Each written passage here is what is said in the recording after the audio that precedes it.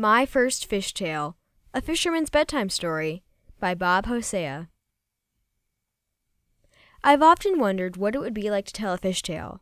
You know, a story that helps explain why you didn't catch any fish, or one that makes the fish you did catch grow in size. And it's not that there haven't been times where I couldn't have used a good fish tale or two. Just like most fishermen, there have been times where I didn't catch any fish, or the fish I did catch were smaller than I had hoped. So here it is, my first attempt at telling a fish tale. I hope you like it. I snowshoed into Grouse Lake, which is in the mountains of Montana, to do a little ice fishing, and I was hoping to catch a few of the cutthroat trout that live there. The lake has both small and large fish, and if you're a skilled fisherman like myself, then hooking one of the larger trout can be a whole lot of fun. Yeah, I was pretty confident that I would be catching the big ones that day, and having a lot of fun doing it. But for some reason, the fish just weren't hungry that day, and no amount of jigging fat maggots or jangling juicy worms in their faces would change their minds. Believe me, I tried it all. So that day, the fish would win. It was just that simple. That happens sometimes, you know, even to us very skilled fishermen. And I don't think anyone, not even a rocket scientist, has ever been able to figure it out. I do know one thing for sure, though. I'd be a millionaire in an instant.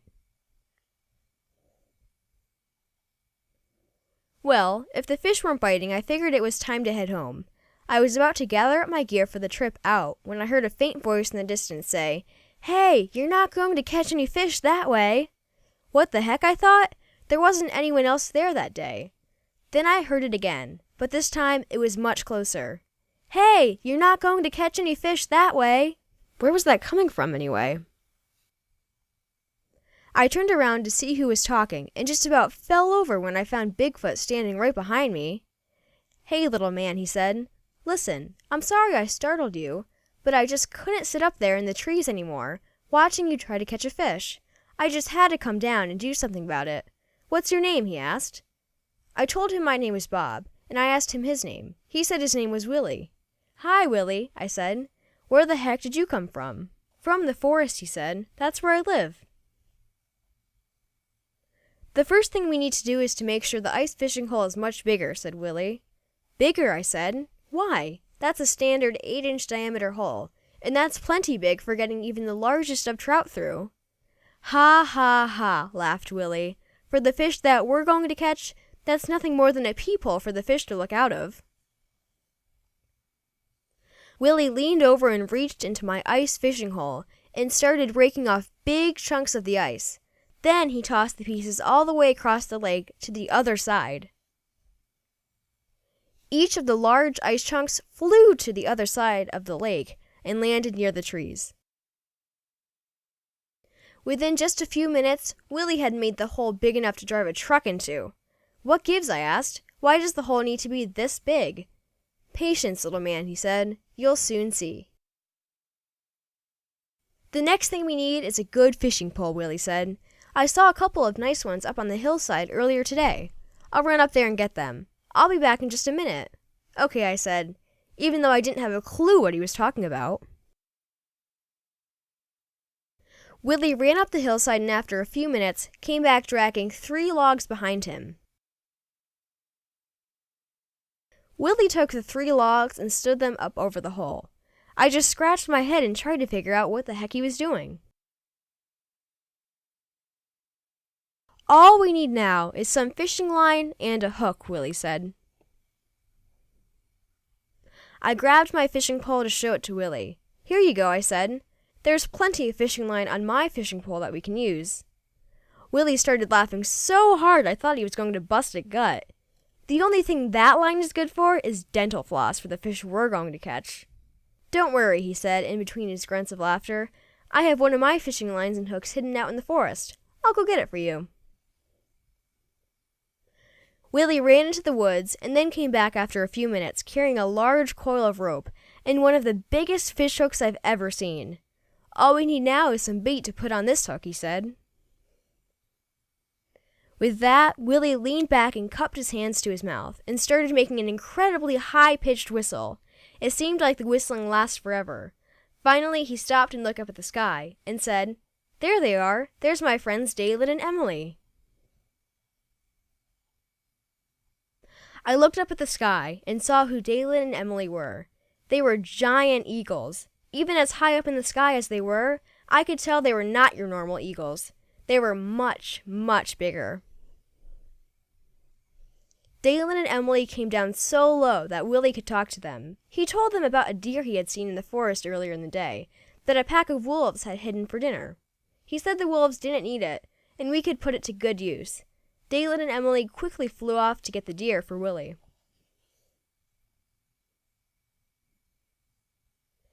It didn't take long for Dalen and Emily to find the deer that Willie had told them about. Why did we need the deer anyway? I certainly hadn't figured that part out yet, but I was pretty sure I'd be finding out real soon. Willie yelled out, "Thank you," to Dalen and Emily as they flew off. I stared at the deer lying on the ice and tried to figure out what Willie had planned for it. One thing I knew for sure was that the deer wasn't going to be a wolf's dinner that night. Willie brought the deer over to the hole in the ice and put it on the hook and started to lower it into the water. "You're going to use the deer for bait? The trout won't eat that. Why not use maggots or worms? They always work good for me," I said. "Ha ha ha. Yeah, I've seen how good they work for you," laughed Willie. "To catch the big fish, you need to give them a meal, not just an appetizer." Willie stood there for a few minutes holding the rope and not saying a single word. Then he looked over at me and said, "Here, I think you should take this now." He handed me the rope. I took the rope from him and wondered just what I was supposed to do with it. Suddenly, the rope started to move through my hand. I gripped the rope a little harder to make it stop moving. But it didn't stop moving. In fact, it started moving even more, so I gripped the rope even tighter. Whoa! The next thing I knew, I was being pulled right over as the rope took me across the ice. I crashed onto my belly with a big thud as the rope headed toward the other side of the lake. The only sounds I heard were my belly dragging across the ice and Willie's voice yelling in the distance, "You can't fight him on your belly, little man. Get up on your feet! Get up on your feet!" I finally got up on my feet and saw that while I was being pulled across the lake, the rope was cutting right through the ice. I was being pulled from one side of the lake to the other, and in the process, the ice was being sliced open by the rope. Back and forth I went. Soon the ice looked just like a jigsaw puzzle. My arms ached, my eyes watered, and in the background I heard Willie laughing. "Hold on, little man," he yelled. "Hold on. The fish is starting to get tired." The fish finally came to a stop, which was good because my arms were shot. Willie came over and said, "Good job. You wore him right out. Now we need to get him out of the water." Willie grabbed the end of the rope and pulled it over to the hole. As I was standing there, I noticed my hands were getting very hot. I looked down and saw that both of them had huge rope burns, and for some reason my feet were getting very cold. I looked down at my feet to see what was wrong. I had worn the bottoms right off my boots, and my socks were gone too. So now I was standing out on the ice in my bare feet. Willie yelled over to me, "Don't worry, I've got just the thing to fix that up for you." Willie came over with a piece of the deer hide that he had torn off. He said he figured I would need it to make a pair of moccasins out of. He made up a quick pair and then tied them on my feet for me. At least I wasn't standing on the ice in my bare feet anymore. When Willie and I went back over to the ice hole, he said, "You know, this fish feels pretty heavy. I think that you might have caught a record fish from this lake, and we're going to need some help getting it out. I think a couple of my friends are close by. I'll see if I can get them to come over and help us." Willie said, "I'll see if I can get their attention." Then he leaned back and let out a screaming sound that would have shattered glass had there been any around. The sound continued to echo off the hillside even after he stopped.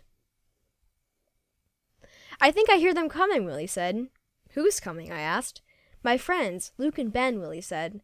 "They're really strong, and they'll help us get the fish out of the water." All of a sudden, I felt the ice vibrating. When I looked around the side of Willie, I saw 2 huge polar bears walking toward us. Willie tied the rope to Ben and Luke and told them to start pulling.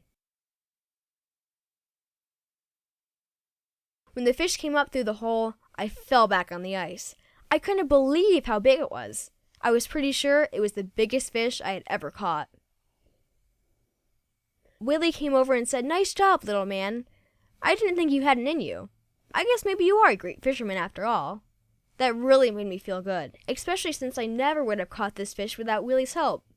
"Thank you," I said, "but I don't know what to do with this fish. It's too big to pack out. What do you think?" "Luke and Ben will take it," Willie said. "They want to have a fish fry tonight with their friends." "Okay," I said, "they can have it." Luke and Ben started dragging the fish off to the big fish fry they were having for all of their friends. "Thanks for all your help," Willie yelled. Willie said it was time for him to go. "I promised my kids I would take them sledding today," he said. "Sledding?" I said. "Do you have a sled up here?" "No, not a sled," he said. "My friends Abby and Sienna are coming by to get me. We are sledding with them. They should be here soon." Willie had no more finished saying their names when 2 huge turtles came out on the ice. "These are my friends, Sienna and Abby," said Willie. "They're snow turtles, and when we go sledding with them, we ride on their backs. Do you want to go with us?" asked Willie. "No," I said. "I probably should be getting home." "Maybe we'll go fishing again sometime," Willie said, as he was leaving. "Goodbye." I stood there for a second thinking about the fish I had just caught, and wondered if going sledding with Willie would be as much fun. "Are you kidding?" I thought to myself. "Of course it would be." "Hey, Willie, wait up," I yelled out. "Come on," he said. "It'll be fun." The end. Well, sort of. Story by Uncle Bob.